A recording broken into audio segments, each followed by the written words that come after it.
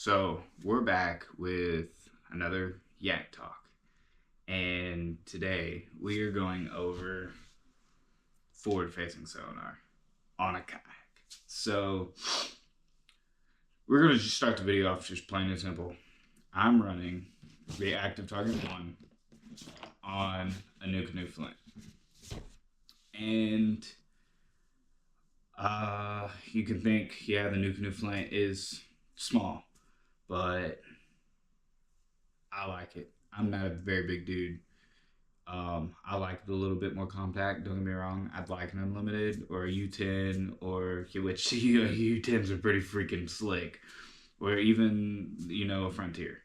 But with my circumstances, where I'm having to store a kayak, um, it's just not ideal for me to have a great big kayak. And the Flint was phenomenal. I mean, I could have all the attachments the other kayaks have. I have the new canoe, but on the Flint. So it's like a smaller downsize. I still am able to get all the gear I want on there and have room. My fishing style is a little funky because I like my poles laying in front of me, so it looks like I don't have room. I could easily put them behind me in the pole holders, but I'm difficult and I like stuff being in front of me. But let's just jump right into the active target because last time I went out, I learned two valuable lessons, which I knew about them already. I work with a guy who's a real good buddy of mine. He told me, casting accuracy is a big yay or nay. You have to be accurate. You got to think you're hitting. I don't know if this is very accurate at all, but you're hitting, in my opinion, a cone about that wide that shoots forward on the forward mode. That's what I'm gonna run. You got to hit a cone, either 20, 30 foot, 40 foot in front of you. And what I've noticed is I'm not that accurate. Either I'm one, rusty as hell, or two, it's just I'm not accurate with a bow. And it's something that's fixable. That's very fixable. I can work on it. But he was very right. He told me I'd love it, but I'm gonna have to get boat control and casting accuracy down to really utilize this type of electronic system. So, which he was right. He was very right. I give him all the credit on that. And he's 9 times out of 10, well, actually 10 out of 10 times when it comes to the fishing world, when that man tells me something, it's there. I give him a lot of credit, man. But the next one is boat control on a kayak. We all know kayaks will blow if you sneeze wrong. If you're throwing a heavier jig, that your kayak will move. If you land a good 2-3 pound fish, your kayak is moving.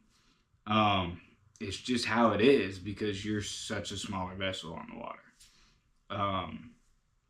Luckily, they make technologies. If you're running trolling motors, like a bow mount trolling motor, they make technologies to do that. I didn't have them.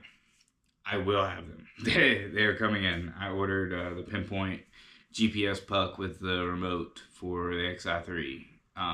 So hopefully that's an easy install and everything goes smoothly with configuring and getting it all set up and programmed. And hopefully it helps out because I'm telling you, when running this, you have to hit, like, those two are the most important because, I mean, I'd pull up on a spot. Last time I went out, I pulled up on a spot and I'm nosed up on it and I'm watching these fish. And I mean, there are maybe 2 or 3, maybe 4 fish, and they're not really stuck to the bottom. They were kind of like a foot off the bottom, and they were just chilling. And then I panned over a little bit, ended up finding a bait ball. Well, I'd pan back and I'd watch one leave and come back and one other one leave and come back. And I'm like, man, these fish are a little active for, the weather we're having this early in the year. I mean, it's late February. So I wasn't expecting a whole lot of activity last time I went out. I was expecting more just getting used to the electronics, which that's happened. I mean, I got lucky, caught 2 fish. And I'm grateful for that. I mean, it was fun, especially watching these fish hit, you know, on a screen. I mean, and you learn a lot too about how fish stock. Here, I can hit this subject again and really talk more into like settings, how I'm running, what I'm running it on, really get into it. But as of right now, I don't have that information to share.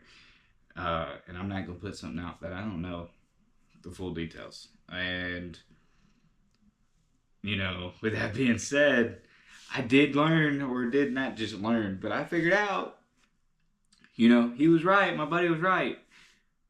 Boat control and casting accuracy. So that's what today was mainly about with a kayak, is just really make sure if you're going to use it like a normal, like a bass boat where you're watching everything, man, really, really focus on your, you know, your boat control and your casting accuracy. But with that being said, we're going to cut this video here. I'm probably going to do a little walkover here in the near future about how everything's set up, because everything on the kayak is completely different. So, I don't know. Stick around, check the channel out, look for some stuff.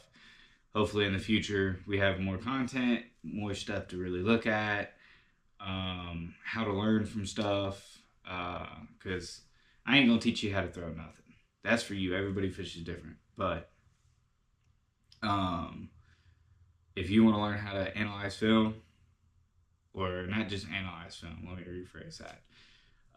If you want to learn how I go through my film and what I do, like we could hit that subject too. Because whenever I started this, I didn't start the videoing just for YouTube. I started it to go through and look and see what I'm doing, how I'm doing it, and I don't know. We'll hit on a bunch of top subjects hopefully. And if y'all want me to clarify anything, go over anything, just drop a comment. I don't mind talking about it, getting it out there, and we'll just have a conversation. Feel free to drop a comment. If you like what you heard and saw today, drop a like, subscribe. We got a whole bunch more coming. Stay tuned.